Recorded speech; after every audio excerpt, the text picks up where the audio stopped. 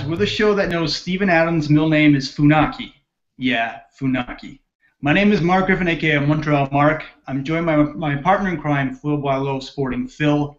We're talking OKC and kind of interesting news coming from journalist Tom Penn, who is insider with ESPN and formerly a VP of the Portland Trailblazers. He went on the radio yesterday and said he thinks that OKC is likely going to trade Kevin Durant before his contract's up next year. Phil, what is the first thing you thought when you heard this news? Don't mean to say I told you so, but been talking about this for over a year now. When you look at the dynamic of Russell Westbrook and Kevin Durant, everyone was always having this feeling, like you can't give up on these two. These are two of the top 5 players in the league, and it's true. And after losing James Harden, I think they're really reticent to trade any of their top talent. And with it's understandable. I mean, James Harden blew up there in Houston, and if they trade Durant anywhere, he's still going to be an MVP candidate. But the reality is that it's two-part. One, there's been a lot of talk about Kevin Durant wanting to skip town, be it LA, be it Washington, like we spoke about. Maybe stays at home. But unless they win, is this the dynamic? Because they're going to be capped out, right? Between him, Russell Westbrook, and Serge Ibaka. That's a lot of money going to that. And if it's not winning championships, what are you really doing? And we've been seeing, without Durant, Westbrook has been, well, as I've always said, an MVP candidate. There's the rest of his team's playing really well. People are saying he's a shoot-first point guard. Sure. He just dropped 17 assists. I think most people can live with that. And when you look at what you can potentially get for Kevin Durant, even in a one-year deal, especially if you trade him to a city that potentially could sign him, he could bring back a lot of assets, although it's a very risky move. So I can't say I'm surprised by this talk, but it takes a lot of kahunas to pull this off. Yeah, I mean, like I said a year ago on NBA TV Canada, I believe it's Westbrook's team. I stand by that. I mean, statistically right now it's showing that. And a very interesting thing that Tom Penn mentioned, I mean, talking about Sam Presti, the GM of OKC, he's got a dilemma because potentially he can lose for nothing. If he doesn't trade him, he could lose him next year to free agency and basically lose the second best basketball player on the planet just before he goes into his prime. Do you subscribe to that, or what would you really be thinking right now if you're Sam Presti? Well, I think, as I said, that's absolutely correct. I mean, when you hear Washington's name being bantered around, and you even hear, I'm sure Toronto at this point is a huge long shot. As much as they love having Grievous Vasquez, I don't think the high school connection is going to be enough to pull Durantula or whatever. Yeah, and in fact, and Katie did his favorite team growing up was the Raptors, surprisingly, but they are a long shot. Yeah, exactly. But I think it has to be one of those things where I think this is just a power play by Durant. I think Durant ultimately wants to be there. When you look at his personality, I think it's a nice fit.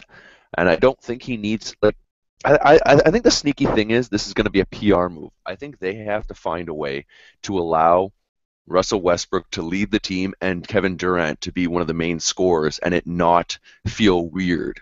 It's kind of the same way how LeBron James is always criticized for not taking the last shot, for not being that dominant scorer. Even though he scores 30 points a game, much like Durant, they're like, why doesn't he take the last shot? And I always felt, he's more the facilitator. He's more the guy who should have the ball the majority of the time, but doesn't necessarily have to score. And I feel the dynamic, if you're going to make it work with Westbrook and Durant, has to be the same thing. Westbrook has to be the ball-dominant guard. And Durant, off cuts, off screens, pick and rolls, corner threes, those kind of things. I think he can still put up gaudy numbers, but with the understanding and make it very clear that, it has to touch Westbrook's fingers first. But I think it's a very realistic possibility because if they don't make a serious play this year in terms of playoff progression, I think Durant's looking for greener pastures because, as I said, they're going to be capped out with the same group, and they're only going to get older. So, I mean, as much as I love Venice Cantor and Steven Adams, I don't know if it's enough to push them over the top if they're not there already. I think the biggest issue with dynamic between the two of them is deferral. Russell Westbrook does not like to defer, and it showed up statistically in the playoffs last year. He was taking virtually as many field goals as Kevin Durant was, and it was a scenario where, it's weird. Like I saw this last year when Kevin Durant went out with injury before his stretch run in January, February. Russell took over the team. This is very much Déjà vu now. And when Durant came back, it really was a struggle for Russ to be, I guess, willing to defer to him because they're still completely heads. It's dynamics have grown right now. We're at the point now where Russ is finally in the MVP conversation, probably for the first time in his career, and he's putting up ungodly numbers. He's getting mentioned in the likes of MJ and Oscar Robertson and Pete Maravich with some of the things he's been doing lately. How is he going to be able to tone that down? I mean, KD, that's another issue, is KD's foot injury. He's not back. He doesn't have a timetable for a return. So, and KD hasn't even played with all these new players they've acquired over the last few weeks. So this is going to be a ball of wax whenever KD gets back. And then there's the continuing vultures, media-wise talking, this 2016, trade deadline. I really think it's going to come to a blow during this playoffs when, they're coming in likely as an 8th seed or a 7th seed, and the expectations are really high on them to go really far. Because as you said, the age is going to become an issue. Like, their contracts are expiring, the window supposedly is closing, and there's not exactly great chemistry between these two guys. I agree, but I think it stems back to my point before of the understanding of how this team is run and maybe the alpha dog. I think secretly Kevin Durant is not opposed to Russell Westbrook being the alpha dog. I think the media is. And I think it's this weird clash of expectations that's really hurting them more than anything. Because we're talking about Russell Westbrook, how he didn't want to defer. But he didn't want to defer specifically almost to Kevin Durant. No, just in general. No, but I'm saying when he's been out, he's been averaging double-digit assists. So in terms of assists, he's up there with the best point guards in the league. And he also happens to be shooting, right? So it's not like he's not distributing. Now, a guy like Durant obviously needs to be fed a lot more than the likes of Cantor, Jeremy Lambs and such, because he's expected to take, 15, 20 shots a game. But I think it's more of a Russell Westbrook trying to say, this is my team, and I want you to be my main scorer. And I think if that gets understood, I think they can play together. Because I'm seeing this dynamic. Russell Westbrook is a leader. He has that, that Mamba mode mentality. And I think if he can be the one to fuel it, he is the face of the franchise. And Durant is that, option A, 1B. I think they can be extremely dangerous. But if they both think they need to be 1As, because Russell Westbrook is never going to be a 1B. He's going to be a 1A. It's always going to be a fight. So this is on Durant. If he can be a 1B, they have all the potential in the world. With Ibaka, I can't rave about this team more. But if he can't do that, he's out the door. Yeah, I agree. And I don't think Kevin Durant wants to be a Scottie Pippen. I don't think he wants to be that role.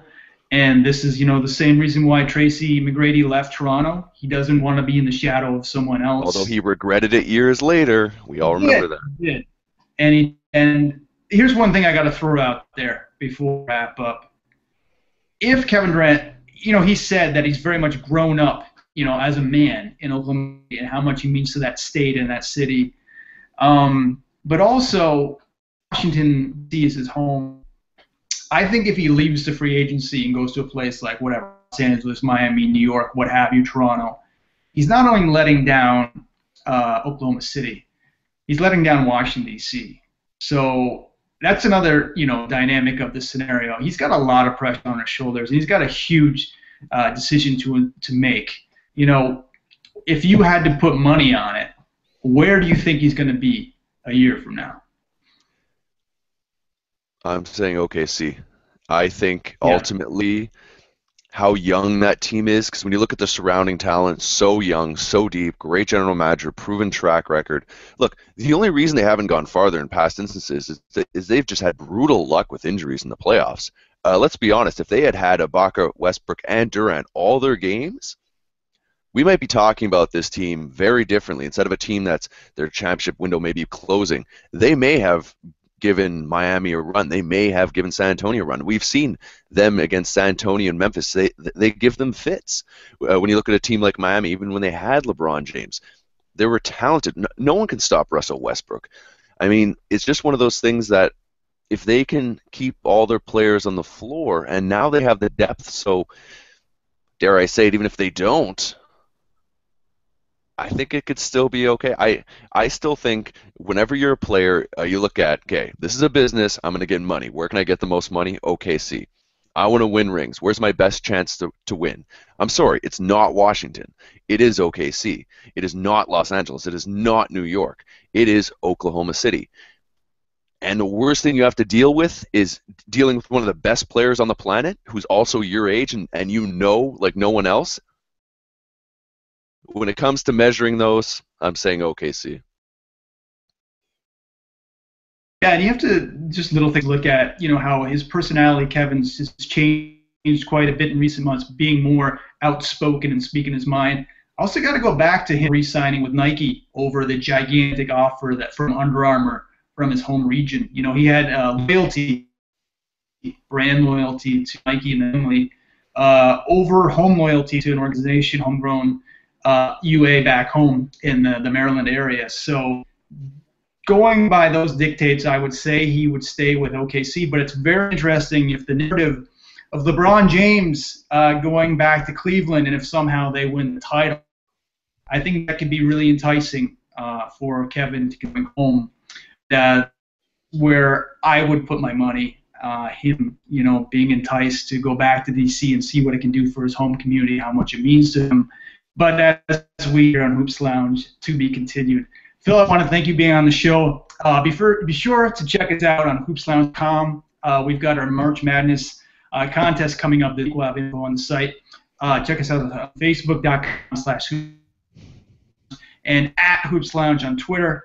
You can see our Twitter handles at the bottom of the screen on YouTube. Check us out, talk to us. We're always around to talk basketball. Use the hashtag hoopslounge.com. And as always, see you soon.